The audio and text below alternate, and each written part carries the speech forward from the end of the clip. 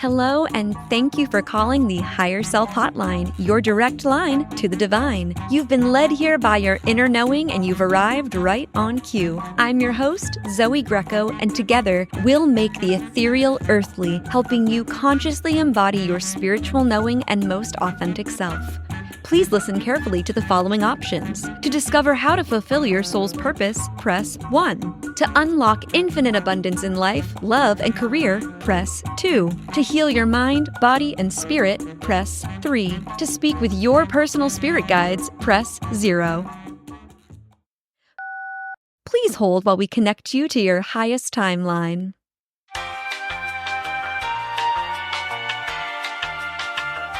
Hello, divine darlings, and welcome back to the Higher Self Hotline. I'm your host, Zoey Greco. And I'm your co-yapper, Amelia Elsie Buxton. And thank you so much for joining us today. We are so excited to be here with you guys. And honestly, this episode is a little bittersweet to record because this is the final episode of season 12 of the Higher Self Hotline. Can you believe? 12 seasons. What year did you start the podcast? I released the first episode ever on December 31st of 2018. Oh my goodness. So I always technically count that it started in like 2019 because I don't think anyone heard it until January. But yeah, basically 2019. So this is going on we're like 7.5 years in, which is crazy. And to be honest, I don't think I started identifying as a podcaster until probably maybe like a year ago.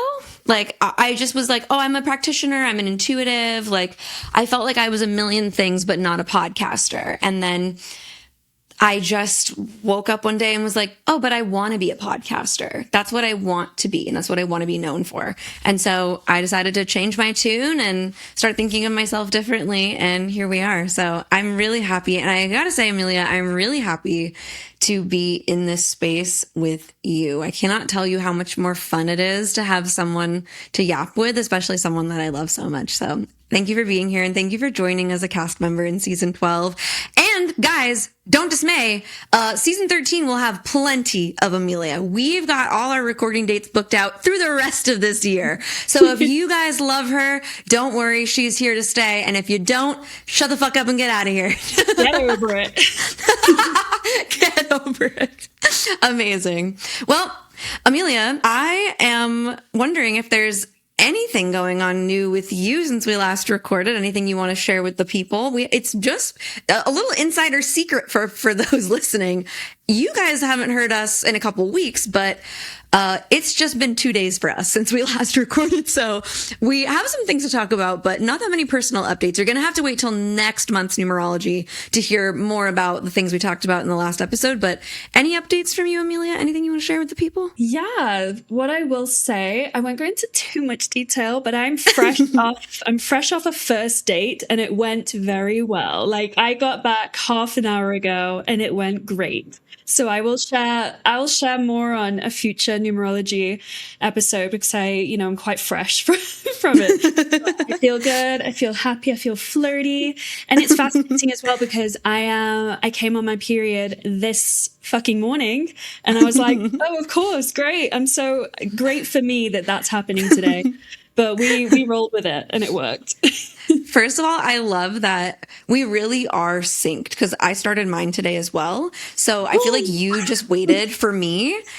And I feel like even though we're in different countries, like it's so amazing that our bodies just know that we belong on the same schedule. So I think that's really cute. I always love when my uterus dances to the same drum beat as my friends. I think that's so fun. Oh, I love how you worded that. As I was saying it, I was like, I don't know how I feel about that. So I'm glad that you liked it.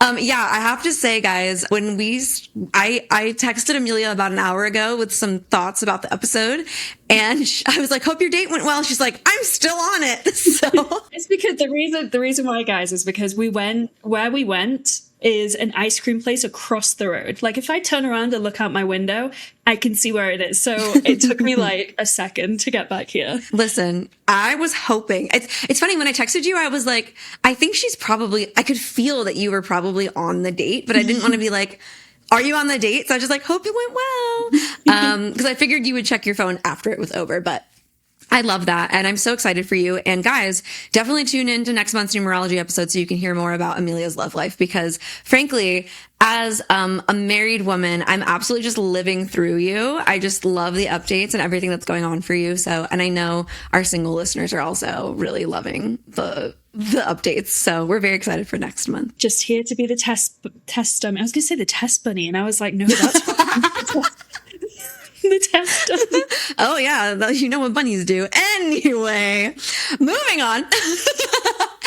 So I gotta be honest, you guys, I am really, really excited for season 13. Before we get into the Let Me Ask My Psychic segment of the episode, I do want to talk a little bit about what you can expect going into next season, because there are a lot of changes and a lot of things happening over here at ZGHQ. So first of all, I do just want to say, for anyone listening who knows, loves, and adores Tish, anyone that's been to the pajama parties, Tish is actually going to be stepping off the team to pursue some other things.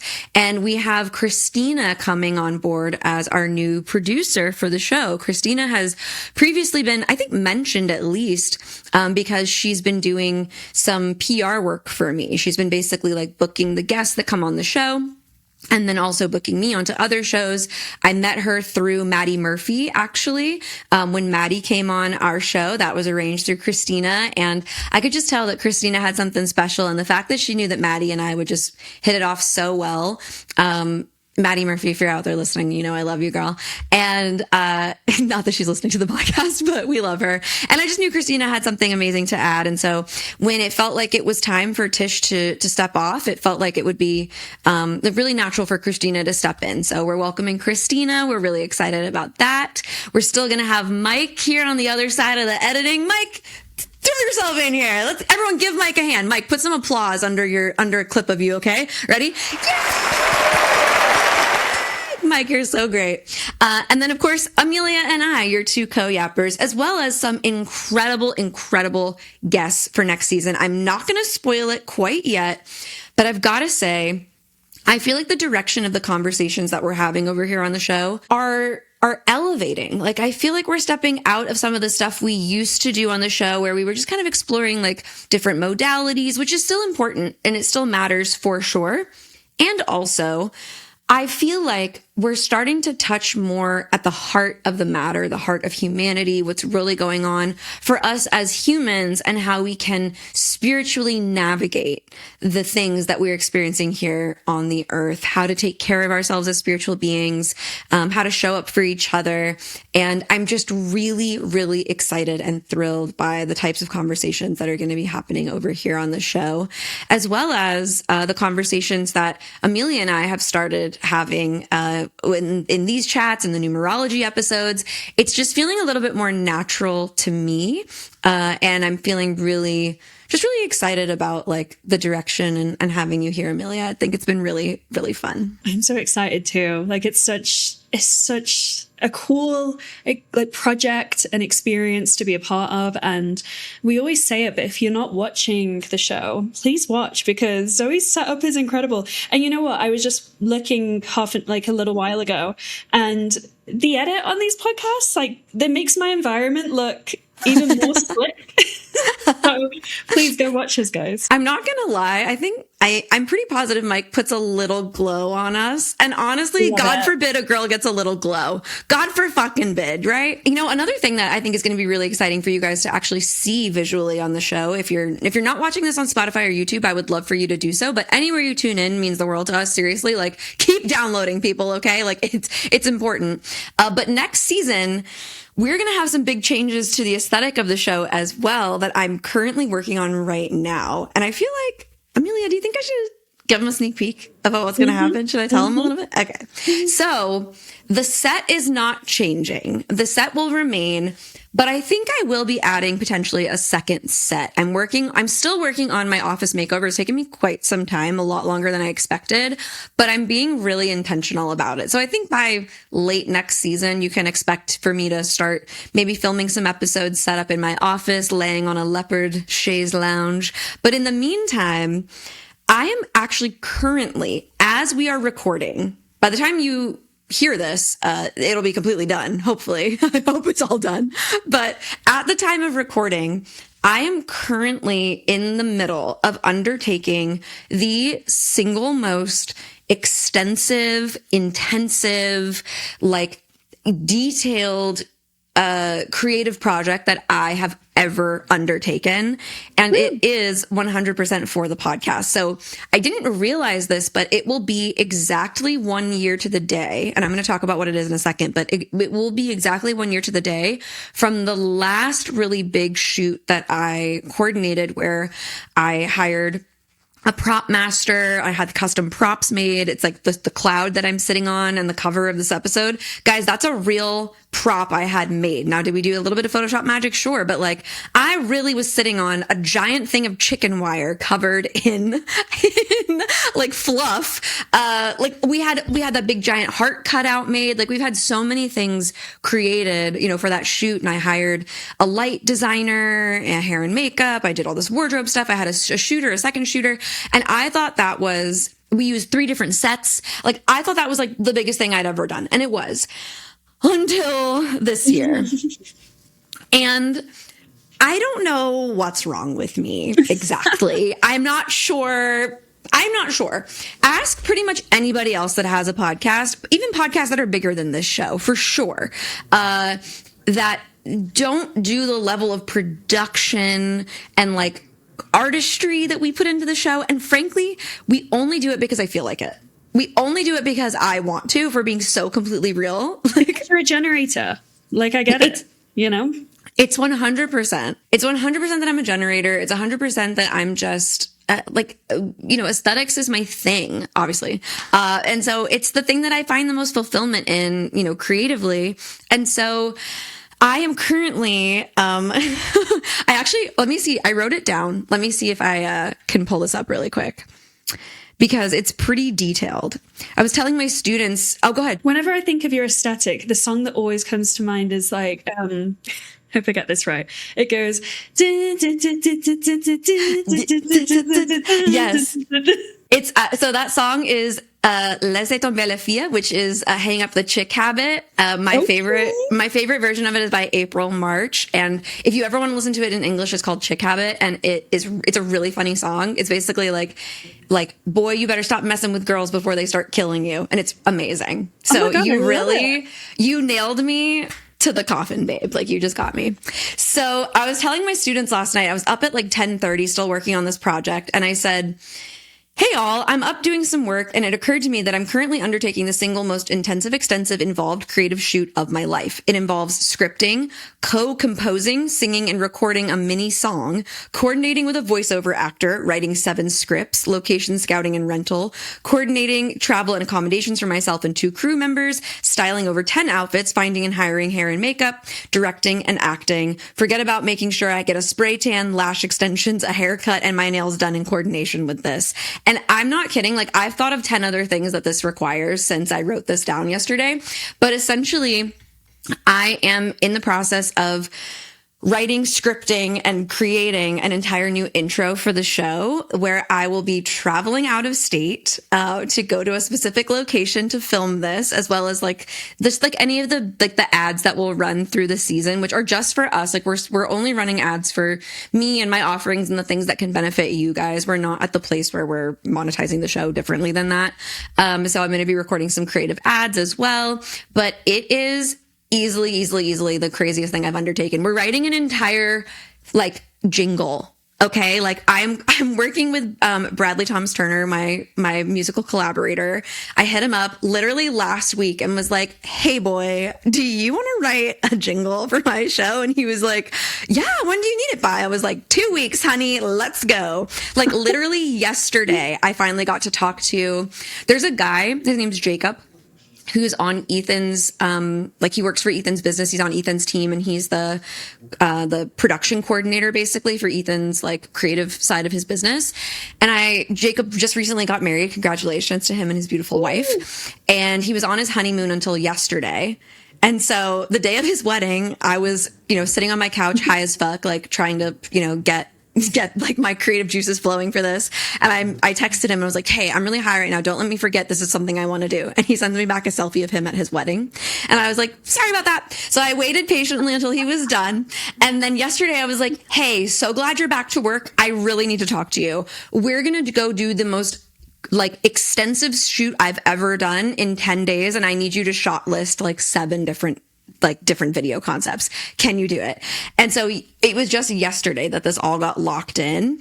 And I have to be honest and say that like, I'm living. I'm so stressed out. I'm not going to lie. I'm stressed the fuck out. Like I'm working from morning light till the evening stars. Like I am working around the clock, but I'm loving it. And I really, really, really hope that all of this, like just creative love that we're pouring into the show really just tickles your fancy next season. I just want us to start having some more fucking fun. And I want to show you guys that like, you can make and do whatever you want. Like I'm doing this on, on a bootstrap budget, and I'm doing the best I can with what I've got. And like, I'm just here to have fun and make something that I want to see in the world. And I feel like that's an important example to set. So I'm really, really, really excited for you guys to see it when season 13 pops off. And if for whatever reason, it doesn't happen, we can come back and talk about it and talk about how it didn't come to pass. But I genuinely think that we're going to pull it off. I'm feeling really excited about it. Jacob's a fabulous collaborator. Bradley's a fabulous collaborator. Shocked I'm working with so many men, TBH. But really, really, really excited about what we're cooking up for next season. And I can't wait for you guys to see it. So just wanted to share a little bit about the behind the scenes with you. I really admire you, Zoe, because for as long as I've known you, even before I worked with you, you always you're a creative visionary, and you really know what you want based on the era of life that you're in. You are so willing to, I don't want to say throw out, because there's so much love for all of the previous eras, but you're so willing to reinvent, rebirth, and like bring up something new and be like, yeah, that was really cool. And it was a really great project. Doesn't mean it has to be my forever. I want to do this thing now. And I just want to echo what you said, because it was the same thing I was thinking around, Zoe loves the bigger production. She has all of these creative ideas. It doesn't have to be like that for everyone, but if you want to create some type of brand for yourself, let it be fun. Make sure it's something that you really want to represent you. Don't do something because you've seen other people do it. Zoe does it so differently to anyone who I have ever seen, and really just take that as inspiration to do anything as differently or even bigger. If you want to go even bigger than Zoe, fucking tell us. Go bigger, bitch. Put me to shame. Put me to shame out there. Amelia, thank you for saying that. That really warms my heart. And honestly, like, the work that I do is very emotionally intensive, right? Like I'm really in the weeds with people. I'm in their lives. I'm in their emotions. I'm in their lived experience. And it truly is like such a blessing and a gift. And I'm so humbled to support people in alchemizing like the life that they don't love into the life that they do love. And also, I'm an artist, right? So like a painter doesn't want to paint the same painting forever. And my brand, I've been doing this for 10 years. So it's like, yeah, pretty much every year I'm like, let's do something else. Let's try something. Let's do something different. And it feels really good. But I will say, I think in the last like 3 years, I can kind of point back. It's evolved and it's sharpened itself and it's continuing to evolve. But like, I really can see the turning point where I really became myself. And I feel like listeners and viewers are also really tapped into that as well. Like, I think it's really obvious when I locked in and figured out who I am. And I think if you like scroll back far enough in my content, you can see that I was showing up the best that I could, but I also was like, who am I? Like, I don't know. Like, I was still trying to figure it out. And I think part of that is a product of people pleasing. I think part of it is a product of growing the fuck up. Like, I think I'm in my mid 30s. I've been living in my skin long enough that like, I know what it feels like and I know who I am. And now that I'm really locked into Zoey, I'm like, let's just have some fun. Like, I have nothing to lose. I feel like, and I'm wondering if you can relate to this as a writer and a creative as well. Like, when you put a project into the world, I think it's really important to adopt a mentality of like, well, no one else has to like this but me. Like, at the end of the day, I just have to love what I'm doing, and anyone that's interested is welcome to come and hang out and have fun with me. But I have to be the one that enjoys it. I'm curious if you're finding that as well in your creative process. Definitely. And I think I'm really, really starting to feel and understand what the term like devotion is and how it's so different from like passion or motivation. It's like devotion is, there is such like a frequency of love behind it that the thing that you are doing, the project you're creating, you're like, of course you want this shit to blow up and everyone see it, but also you are so fulfilled knowing that you're doing it for yourself because you believe in it so hard. And so, yeah, I think being devoted to the project you are birthing into the world that's like the path right now. Be devoted to it or pause it. Frequency of love. You really got me with that one. Yes. Like, I feel like that's what I've tapped into is like, I'm really loving what I do. And even though the shoot is coming together on like a short timeline, like that's the part that's stressing me out is like, oh my fuck, I have to find a way to make this happen in like 9 days, basically. But other than that, like, and even that, I'm riding the wave. I'm riding the high of the like adrenaline that comes with like making it happen last second. It is like, it's an act of love and it is an act of devotion. And I think I feel brave enough to be honest to say that like everything I do for you guys. I do for the listeners. I do for the people who like, I just want to keep my little flame bright enough that if you don't know where you're going in this world, you can at least see that light and follow it until you find your own light. And at the same time, this is like wholeheartedly for me. And I think I'm actually just brave enough in my life at this point to admit that like, yeah, I'm doing this for me. And I think there is something really important about that embodied decision to like show up for you. Because this is your life, right? So I'm finally just like doing whatever the fuck I want. And it's so fun. And if anybody benefits from the example of that, then I know that I've done the work that I'm here to do. So I'm really excited about it. And I feel like this next year is going to be so big for both of us. Like, I feel like 12 months from now, I cannot wait to see what the end, because by then I think we'll be ending season 14. So I'm like, what will that hold? But let's not get ahead of ourselves. We still have some time. We haven't even actually started season 13, but I'm just so thrilled for what's to come. And I just can't wait for you guys to come and hang out with us as we continue to let this evolve and become something even more fun and playful and informative and alchemizing and supportive. It's all the things. And the range is what I think makes it fun and effective. So with that said, Amelia, I think it's time that we get into Let Me Ask My Psychic. We've got some listener questions locked and loaded in the chamber. So, Mike, you know what to do. Drop that intro right here. Feeling like something's missing in your life? Searching for clarity in the chaos? Unsure of your next move or just need some wise guidance? It's time for Let Me Ask My Psychic. Right here on the Higher Self Hotline, Zoey Greco is ready to dial into the divine and deliver some heavenly hints just for you. So why not give us a ring at 1-800-HIGH-ANGEL? Because who wouldn't want a little angelic advice? Okay, well, guys, I'm so excited to answer your questions. Amelia, lay them on me. I'm stoked. Let's get started. Yeah, we had some amazing questions, and if you want to ask a question, guys, it's totally free. Just go into the show notes, follow that. There'll be a link there. Go and do it. We got some really good questions. So, first one. Hi, Zoey. And Amelia, but whatever. And Amelia. Yeah, guys, start. And you know what? If you guys have questions specifically for Amelia, send them as well. Like, she's here. She can answer anything you want. So yeah, hi, Zoey and Amelia. keep going. Recently, I have been grappling with something I've never experienced before, which is knowing beyond a doubt that I have outgrown someone in my life, but still really loving and caring for them. Even though other things in my life that are no longer aligned are falling away, and I'm happy to see them go, I'm really grieving that this particular person can't come with me. Oh. How can you navigate outgrowing someone or something you love and yet still wanting to take them with you in some way? Thanks for reading and sending so much love from Chicago. That's what they sound like, isn't it? I feel like all of our Chicago listeners are about to roast you. Just kidding. No, that was great. Thank you, listener. I actually know who this was from, and love you, girl.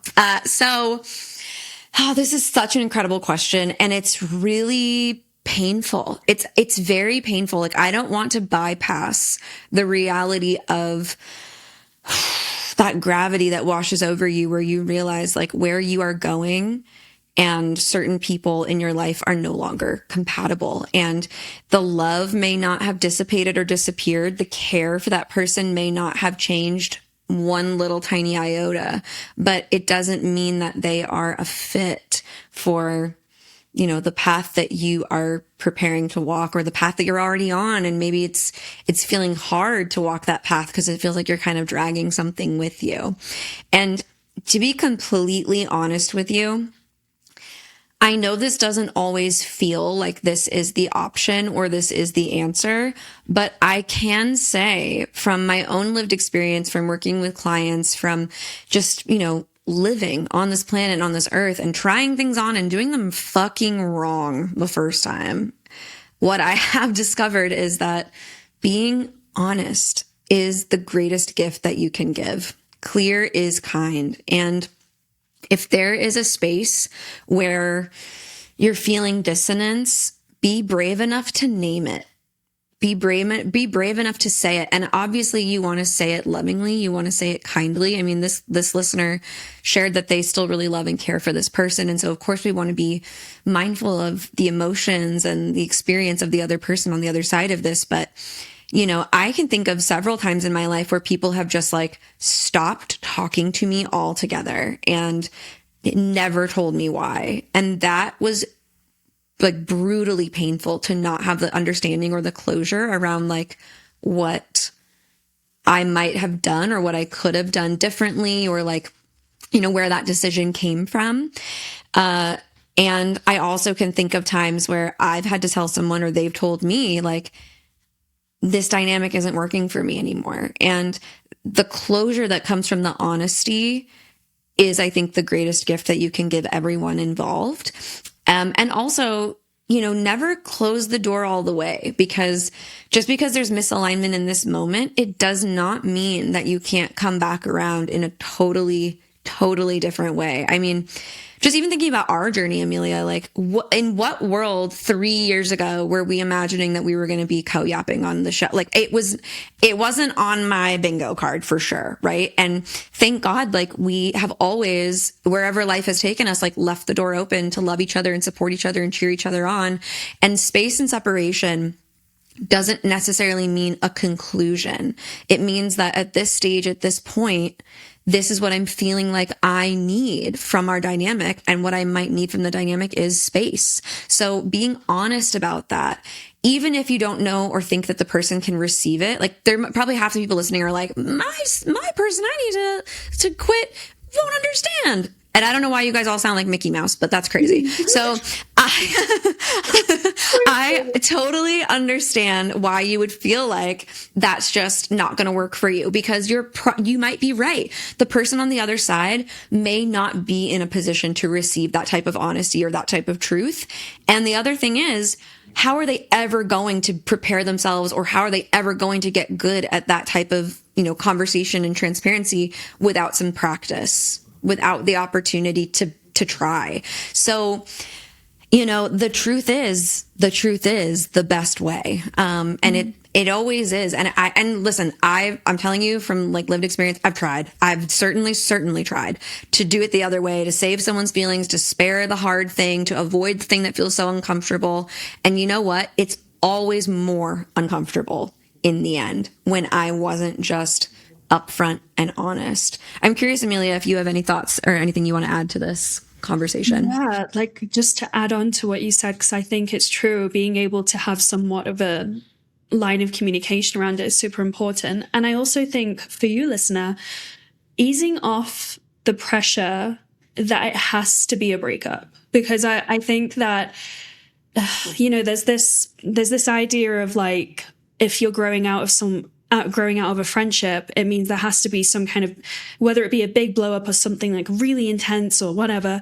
But just to jump off what Zoe was saying, like oftentimes when you kind of just accept that where your paths have converged are just ready to go your separate ways, and once you accept that they might come back together or they might not, it really like eases off the pressure for it to be something dramatic. And, that this is coming from someone who, I was bullied in high school. I had really bad friendships in my early 20s. Like I carried a huge wound of lack of friendship until I was like 30, like last year. And so, I'm saying that having gone through the phases of codependency and wanting to like hang on for dear life or let it blow up so dramatically that I can just end up hating the person. So I know what it's like, but I find so much more peace in just accepting like, okay, I really love this person. I care for them.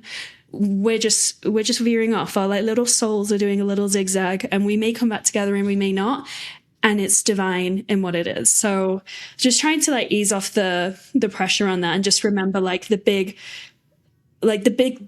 picture of the soul picture is, it doesn't need to be so intense as well. Yes. I feel like you just said something really important as well about, it's so important not to let things have to grow or crescendo into some sort of like catastrophe in order for them to feel like an end. Like I've been talking about this with one of my clients in particular recently about how like she kind of woke up one day and was like, oh, I don't need for something to be a crisis for me to tend to it or handle it. Like, yeah, that's so true.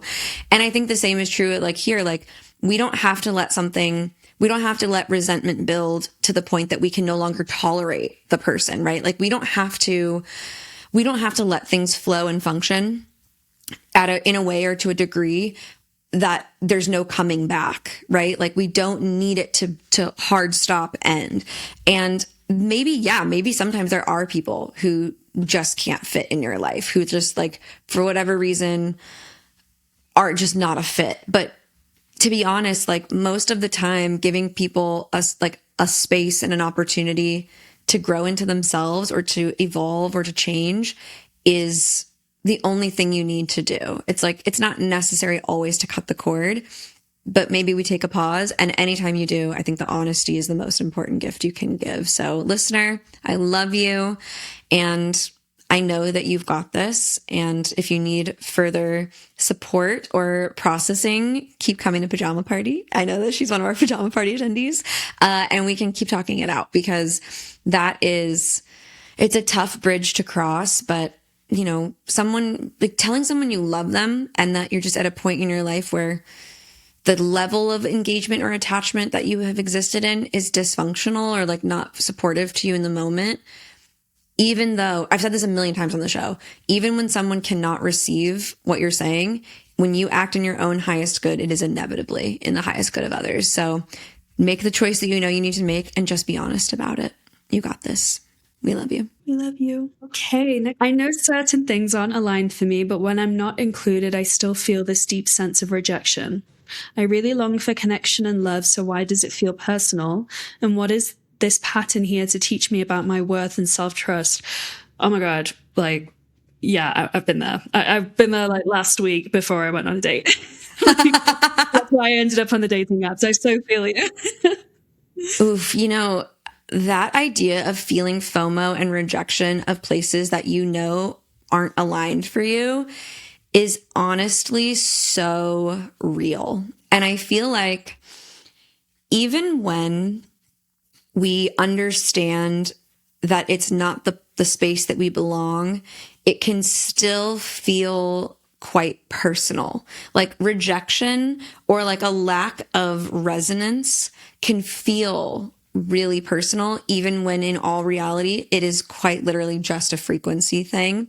And I think this question is inherently interesting because it's like, I don't really want to be in this space, but I want to be wanted in the space. And it's like, well, actually, it sounds like there's resonance in the dissonance. You're feeling like you don't want to be there. You're not being invited. Therefore, that's alignment, like that's alignment. But again, it doesn't mean that it's not painful, uncomfortable, or feel personal in the process. And I think, when it comes to something like this, really understanding that there's a deeper desire that is asking to be seen, which is I'm seeking connection, camaraderie, community, togetherness. I'm seeking acceptance. I'm seeking, that feeling of being belonging. I'm seeking belonging. And it's just that clearly that's not the space for it. It's like you're looking for the right thing in the wrong place, and then wondering, and then like kind of dwelling on the idea that it's the wrong place, when in reality, like you have that information, you kind of know it, and you're feeling it on your own side as well, that like that's not the place. So it's not the place. And instead of focusing and dwelling on like where the alignment didn't exist or like where the opportunity fell through in this particular place, getting really connected to the desire itself and beginning to ask yourself, okay, well, like, why didn't this group feel aligned for me? Why didn't these opportunities feel aligned for me? And I think one of the things too, and I might be just inferring here, but I have this sense maybe from the question that like, maybe this is a space you used to belong and you used to fit in and you used to feel very much a part of, and then no longer do. That can be equally confusing because it's like, well, we were chill, like things were good. Where did it go south? Where did it go wrong? And honestly, that's what happens when we grow, right? Like we grow, maybe someone else doesn't grow, or we grow and someone else grows in a different direction, even when we weren't necessarily expecting it. But tapping into the deeper want underneath of like, I want to belong, asking ourselves, where was the lack of resonance here? What was I looking for that I didn't get met for me in this space? And it actually makes me think of, I was a part of this friendship group back in 2023. So it's not even that long ago. I had kind of been like adopted into this like friendship group. And I remember having all these women at my house and we were all sitting around my table, and I literally do not speak. I am not on speaking terms with any of them for totally different, distinct reasons. Like literally, like all of those endings of those relationships were completely separate from one another. It just so happened they all knew each other. But like there was no thread of connection that I could hold to that group. Like not one of those women ended up staying in my life. And I think some of them are in each other's lives. Some of them aren't, whatever, no big deal. But like there just was not resonance. And I remember that night that I'm talking about where they were all at my house feeling like I had hit the jackpot. We were having such a good time. Like we were all just so in love with each other. Like we were riding such a high and it felt so incredible. And the next time that we hung out, it did not feel that way. I felt like I was being kind of misunderstood. Like it was very painful. Like I could go on and on about this, and I don't want to turn this into something about me, but I'm trying to draw a parallel between a lived experience. Like the more I hung out with them, the more I could feel that like it wasn't a safe place for me to show up as me. That the feeling of fit that I had was because I was changing myself to fit around these individuals. And the more authentic I tried to be, the more pushback there was. And so it eventually became clear to me that like, oh, I can't be in these relationships. Now, what ended up happening was instead of turning away from myself and self-abandoning, I actually was like, okay, well, now that I really know who I am and how I want to show up and like what my authenticity looks like, I'm just going to start leaning into the places where that's felt and wanted, and where I get even a small sense that there's acceptance or there's something that fits. And I ended up falling even more deeply in love with friends I already had who were already there for me and seeing me and loving me, in even friendships where like there might have been some like distance or separation or some dissonance. Like the healing that took place on the other side of it when I actually started showing up as myself was really profound. So the truth is, you're looking for the right thing in the wrong place. And the only thing that you can do to find the fit is be the most you that you can be, to the point that it is magnetic to the right people. The other thing that I would say too, in terms of finding a place of belonging, is understanding that some of that is about like shared value. It's about shared interest. It's about shared experience. So like, where can you be showing up in communal spaces to begin to find the threads of resonance and connection that are available to you? But I think the last thing I want to say is like, please don't beat yourself up for taking it personally. You're a human being and you have feelings, and like, of course, it's going to feel personal. Like it, in some ways it is. And in other ways, it's completely impersonal. It's just all about where there is or isn't a fit.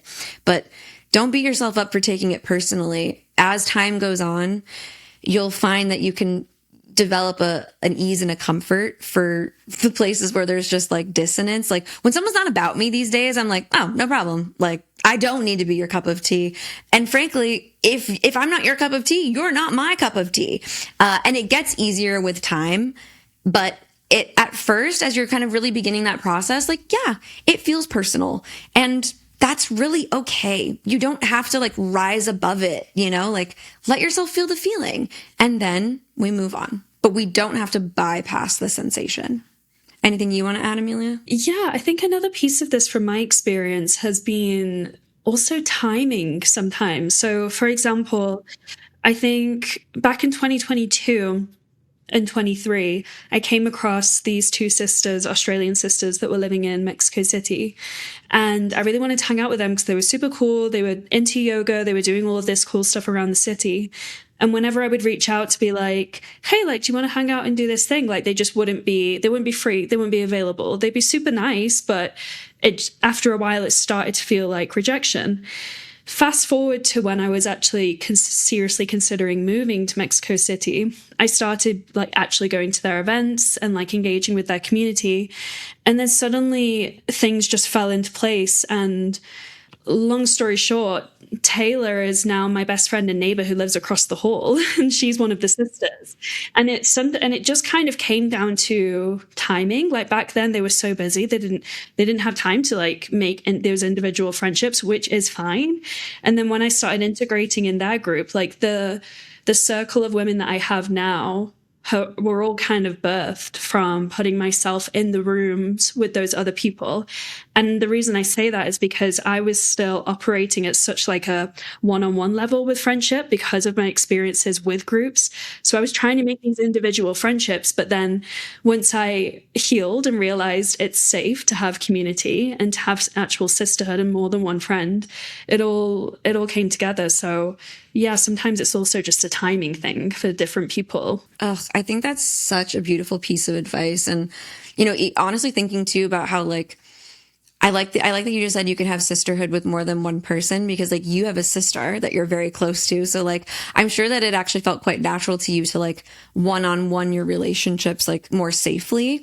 But I also really love that you just brought up the fact that like you started showing up in their communal space. Like you started really like being present in their world, even when you weren't sure if they were about you. You were like, well, I'm still going to like, support your events and support your efforts. And like, I think that's a conversation that's happening a lot right now online, is people talking about like, if you want a village, you have to be a villager. And it sounds like, you really were being a villager. And what ended up happening was you received a village.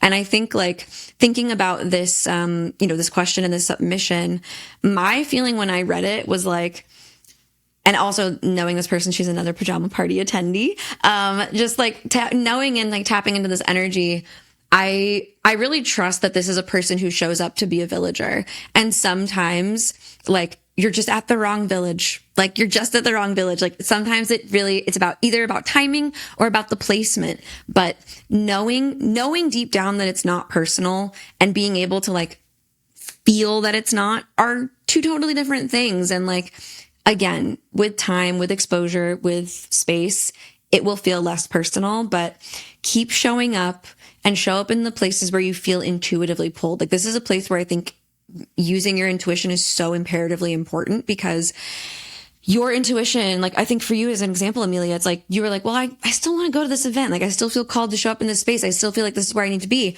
And look what ended up happening. Like your world bloomed and blossomed because you followed the instinct. Like, you know, for me, it was like, yeah, I just have this feeling like I can't really be myself in this space or this environment with these people. Like the feedback loop I'm getting is just not feeling right. Pay attention to those small, tiny attunements that you have, because that really is how you know when you're in the right place. So use your intuition, let yourself feel the feelings, and then pick yourself up, baby, and move on, because there are people who want you and you just got to find them. Thanks, listener. We love you. See you at Pajama Party. Okay, so what about money? I have a complicated relationship with money. Growing up, I watched it cause a ton of stress at home, and somewhere in there, I decided that wanting more of it made me shallow or less spiritual, like I was supposed to be above caring about it. Now I'm at a point where I really want to do financial stability and honestly some abundance too. And every time I reach for it, I feel guilty, like I've sold out the person I've worked to become. How do I let myself want money and actually receive it without feeling like I've betrayed my values? Oh my goodness. I know. First of all, I just want to say that you named something really important, which is, listener, you named something really important, which is this idea that you watched money cause a lot of stress. Like you watched money cause a lot of problems at home. And I think, you know, when we have conversations about money and about abundance, it's imperative that we rewind the tape to go back to the beginning of like, where did we inherit our money stories? So it sounds like this person is identifying a couple different spots where like money stories were adopted. So the first was, I inherited the story that money causes stress, or like lack thereof causes stress. Then I adopted the story that it is shallow and unspiritual to have a relationship to money and abundance. And now this person is trying to change their mind and change their life to find stability and abundance. And I think the question was posed really courageously, because we're hearing like, I don't just want stability, which would be, you know, having your basic needs met, you know, consistently. It would, they named that they want abundance, which is surplus and excess. And that does go against the stories that they have. But I would really tell you, listener, like your stories and your values, I think they said like how, you know, going against my values, your stories and your values are not the same. Your stories and your values are not the same. Your stories can inform your values, but if your values were built from a story that is not actually supportive or serving you, then it's not really a value, it's a limiting belief. Sorry. I'm so sorry about that. I was so sorry. We've so been there. Like, and I have found that, you know, I grew up, like the stories that I used to take around money were things like, you don't need too much money, you need just enough to do the things you want to do. So I always thought like, why have wealth if I can just have enough? Because I was able to do lots of good things with just the right amount. Or, you know, people with lots of money are bad people. Anyone who is rich is a bad person. And I think what helped me was really reframe, like, why is it that I want the wealth that I want in my life? What do I want to do with it? It's nothing bad. I want to be able to give to the people that I love. I want to like go after my dreams. I want to live in a different country. I want to be free. You know, all of these, because what they say about, you know, money is currency, currency is frequency, like it's all energy. So if your purpose for wanting wealth is leading to a more healthy energy, then it is safe to want it, because you're wanting it for the highest good. And that really helped me to call in money, to accept like, yeah, I want to be a rich bitch and I'm okay with it because it's going to be for the good. I've really been having this conversation a lot with the women in You Already Are, because like one of my clients works so damn hard. She works so damn hard, and she's exiting a marriage. She's supporting herself. She's got this business that's like starting to run itself. And then she's starting another practice. And like, she was saying how she has a dream car. Like there's I think it's a Panamera that she wants, a Porsche Panamera. And she was like, but I shouldn't want something so lavish. Like, why should I should spend that money differently? But she had all these stories. And I was like, what other purpose for this money do you have? Like, you're generous, you employ people, you support your community. Like, she does so much good with her resources, not just her money, but her resources. Like, God forbid she experiences some of that for herself. And I think what you're saying is so important, that when you are a person who holds like this loving frequency, who wants to receive in order to be generous and in order to enjoy your life, like, there is truly nothing wrong with that. And I think especially having a spiritual business over the last decade, where, the girl boss era was so strong, and it was all about like women getting their coin and like make that bank, make that bread. Like, there were so many times and so many stories where I would have,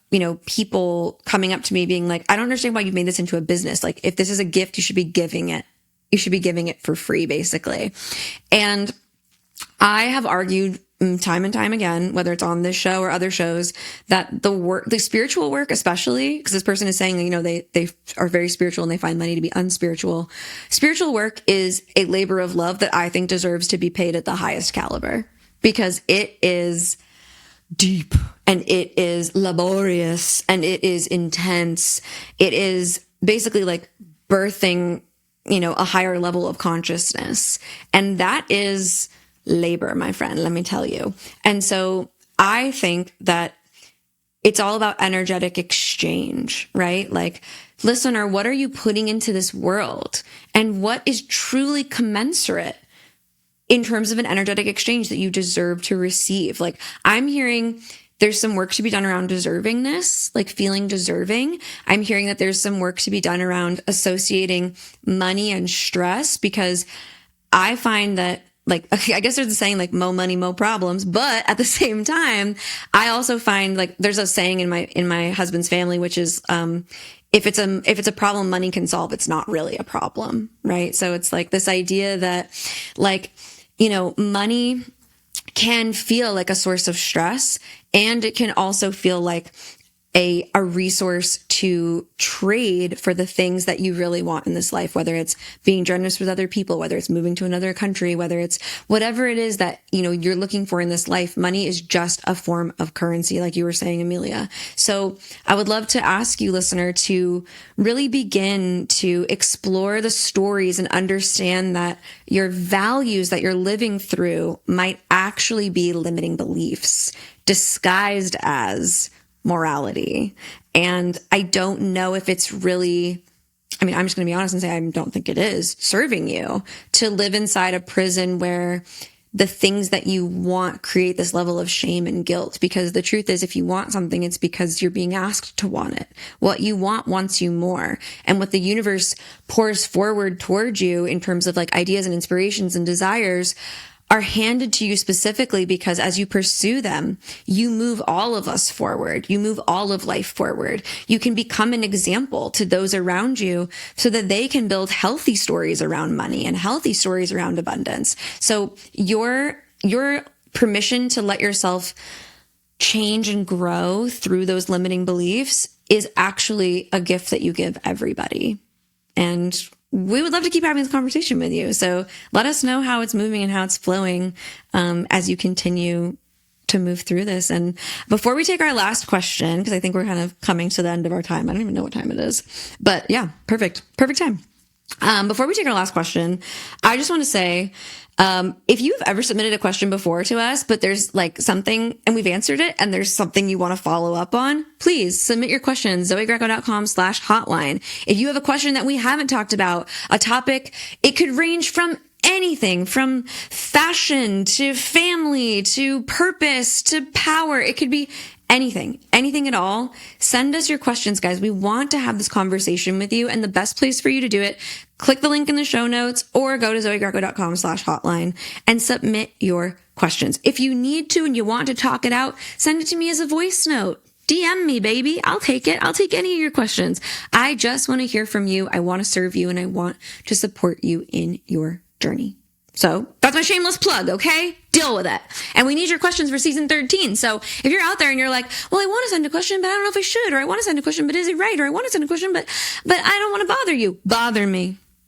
Bother me. I want your question. Did you ever used to watch, oh my gosh, you're a millennial, so you must have seen it. Remember like Harry Potter Puppet Pals and the Mysterious Ticking Noise on YouTube? No. Oh, was it like Ron Weasley, that thing? But there was there's another video that they did once. Oh my God, I'm going to end up, that's going to be my like stoner rabbit hole today. They did, it's just so like insignificant, but it's just because you said bother. They did another video once and they're bothering Snape and they go, bother, bother, bother, bother, bother, bother, bother. So when you say to bother us, I'm like, bother, bother, bother, bother, bother, bother.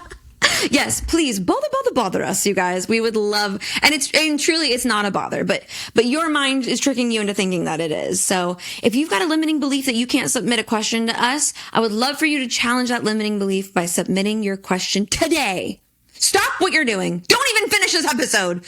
Submit your question, then come back and finish the episode because we do want you to hear it all the way through. All right, Amelia, lay it on us. What's our last question for today? Our last question. Ooh, it's about anger. So I was a calm kid. I figured out early that everyone had an easier time with me when my feelings came out smooth and worked through, and I got good at it. Now I can feel anger come up and have it sorted into something neat before anyone sees it. Lately, I think I'm using my spirituality to skip the feeling altogether and call it transmutation when really it's just avoidance. Is there a real place for rage on a spiritual path? Yes. And would it even look, what would it even look like for me to feel instead of turning it into a lesson right away? Very feminine. Well, I don't know if this is from who this is from, but rage, like rage. I love sacred rage. Oh yeah. This is, first of all, it's going to be one of the topics of our first guest episode for next season. One of my very best friends, Brittany Lozer, is going to come on the show and we're going to talk about alchemizing rage and purging the patriarchy out of your system. So get the fuck ready for that. But I would say as a person with a lot of anger myself, I was really taught in my life that my anger was dangerous to other people. Even if not that I was doing anything, I wasn't smashing things, or I'm talking about like, I'm just a little kid, like having really big feelings. And it was a story that I carried with me for a really long time. And one of the things that I learned is that people were not afraid of my emotions. They were afraid of how much power was behind them. And the second that I started to abandon my emotions for other people's comfort was the moment that I started abandoning my power. And as soon as I stopped being so concerned with how my feelings made other people feel, obviously, while still being mindful to be, of generally positive or neutral impact on others, as long as I'm not of a negative impact on others, I feel a lot of freedom to feel the feelings that I need to feel. And anger especially is one of our most informative emotions. Every emotion you feel is a data point. Every emotion that you feel is telling you something important about what is happening in your world in that moment. And anger is the feeling that arises when a boundary is being pushed or has been crossed. Anger is the feeling that arises when something is truly, truly not a fit for you, when it is truly pushing against your nature or your boundaries or your safety or your comfort or your whatever. And it is your sacred protector. It is the thing that comes forward and wants to protect you, wants to take care of you. And it is so incredibly self-loving to let yourself feel anger. It is so incredibly self-loving. And, I'm a person, there's a couple of different ways that we can experience anger, and we're going to get into this much more next season. But like some of us feel anger and freeze because we don't know what to do with it. And so we end up fawning because we're angry. We're worried that our anger is somehow going to make someone else upset with us. And some of us, I fall into this latter category, are we have big feelings that like have to get out. Like the feeling, the energy must be alchemized. And there are so many ways that you can feel your anger and let it tell you everything it needs to tell you without somehow taking that out on someone else or being dangerous or unfit to be visible or seen. But what I will also say is, as a person who experiences anger myself, one of the things that helped me heal my relationship to my anger the most and allow it to become a tool of information and, intuitive support was finding people and spaces in my life that could hold my anger. Because until I felt like it was acceptable, there was always going to be some kind of shame around it. And I honestly think a lot of our healing happens in relationship to other people. Like I could accept my feelings, but truthfully, until someone else told me like, it's okay to feel this way, I really wasn't totally 100% really there for myself. Like I wasn't totally 100% self-accepting. And sometimes we do need the permission from someone else to go, it's totally okay to feel that way. It's totally okay to have that reaction. It's totally okay. Because think about it. The listeners shared the stories that they, the pattern that they developed came from being told the direct opposite. It's not okay. It's not okay. It's not okay. And in reality, that's your nature, babe. And that is your power. And it is a source of power and it's a source of inner wisdom and it's trying to talk to you. So show up in spaces and build spaces and relationships in your life where you can have your emotional reaction safely and be accepted and held in it. And where people aren't going to treat you like the sky is falling or like you're somehow like Godzilla, like walking through and destroying everything in your path, because you're not. You're a fucking human being having a fucking human emotion. God for fucking bed. Amelia, anything to add? Yeah, sorry for the switch over the background. It's like the sun was setting and I could see that the sun was slowly getting closer. Coming up to us. I mean, now you just look like an angel sitting in the sunlight. It's literally like, kind of coming out the side. Yeah, what was coming through was like, when I was younger, I used to have a very short temper, but I learned as I got older, it was just mainly because I didn't understand that to feel as deeply as I do was a normal thing. And like, obviously my parents at the time, like loved them to pieces, but they also didn't like get it because it was a lot to handle. And like, there were a lot of emotions that they didn't have to deal with my sister. And then as I've gotten older, my anger translates through like tears. I mean, it's mainly because if I'm angry, it's because I'm at a point where I have to talk to the person about it. And it frustrates me because I'm like, fuck, I've got to put myself in this position where I've got to tell you what for, and it's stressful. And that's usually where my anger comes from. And so, all that being said though, like it does feel healthy. Whenever I have a good cry, even though I feel drained, like kind of drained because it's a big energetic thing, what tends to come out is what has been, it's not what I've been burying, but what has been laid dormant that I haven't given space to be expressed. And I still haven't cracked that. Like when you feel like a slight, like an irritation, I still haven't cracked how to channel that as rather than being like I'll shrug it off because it's not a big deal, but actually be like, no, this is something that's pissed you off and we need to actually process it. Otherwise you are going to get super angry and you don't want to get to like a level that is going to feel super uncomfortable. So I'm still learning it myself. Yeah.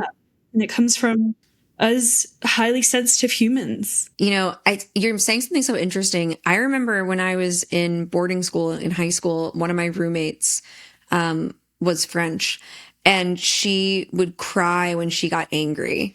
And I had never known anyone that cried when they got angry before. That was like the first, now I know lots of people who cry when they get angry, but that was like my first experience. And I was like, wow, that's so interesting. Like I cry a lot, but not when I'm angry. I cry like for a million other reasons.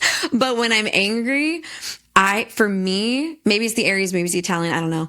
But it's like a fire starts at my feet and like consumes me all in one gulp. And I just become this like I just become this thing. And it's just like pure power. Like my anger is so powerful. Like I feel like when I'm angry, I could like kick down a door. Like I could like, take down a grown man. Like what couldn't I do when I'm angry?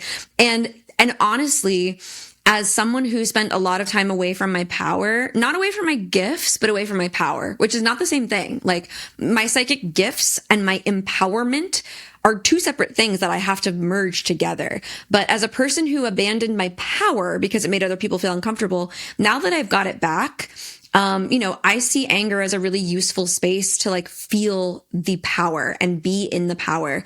And any power unchecked or unmeasured is probably not going to be super supportive or helpful to anybody. But being in the power and knowing how to let myself feel the feelings, receive the message that comes through, and process and integrate it before I take it out into the world has just become like a super, super healthy pattern for me. Like, I'm not going to change my feelings. I'm not going to change the intensity of them. I'm going to let them be felt.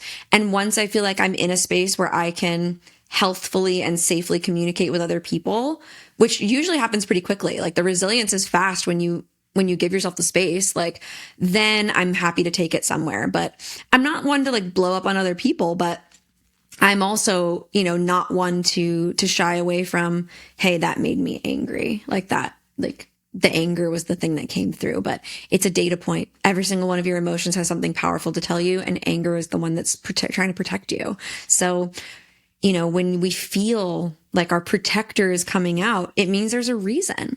And it's important to pay attention and notice, like, what do I feel like I have to protect myself from? Maybe it's not this person, but perhaps the way they're speaking to me, or the dynamic that we're in, or the way they're showing up in this particular moment, or, the fact that my need didn't get met, or my want didn't get met, or I'm dealing with disappointment and like deep, deep disappointment. Like, being with the feeling is the only way you're going to know what it's trying to tell you. So the bypassing to push it down in order to like return to some sort of like Zen state more quickly, is actually just living in like falsehood, because you're not Zen, you're just suppressed. And that's actually quite different. So stop suppressing, stop judging yourself, and really I like to have conversations with my emotions, and I'll do so in my journal a lot of the time. So like, ask your anger, what am I angry about? Look at that statement that comes back at you and really start to dig into it and say, well, why did this make me angry? Or why do I feel? And like, keep asking why, like keep getting curious, be curious with your emotions, and let yourself have a conversation with that part of you, because it is trying to communicate something. So give it a chance, give it some space. And I don't know if have you read Throne of Glass by Sarah J. Maas? Not yet, but it's on my list after I finish the Fourth Wing series. Oh my fuck. Like I'm such an ACOTAR diehard girly. And one of my best friends was like, just wait till you read Throne of Glass, just wait. And I was like, okay, whatever.